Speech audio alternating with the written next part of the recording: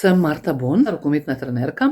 Povedala bom svoje izkušnje z GSMP iz časa, ko sem trenirala ekipo Krim v Ligi prvakinj in pa državno reprezentanco in prav konkretno o pripravi na eno veliko tekmovanje, zahtevno tekmovanje, smo zelo sistematično uporabljali te elemente GSMP-ja pri naši pripravi.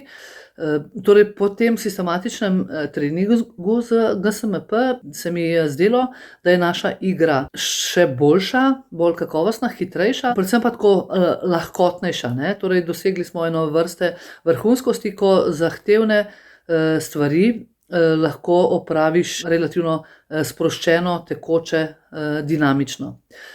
Tako da na osnovi teh izkušenj bi dejala, da je GSMP, tako kot je zasnovan, torej s temi elementi bodilnih veščin, zelo, zelo primeren tako za šport otrok in mladine, torej za ta razvoj, kot tudi za pogoje vrhunskega športa, ne, ko iščemo pač čim bolj učinkovit trening za vrhunsko uspešnost.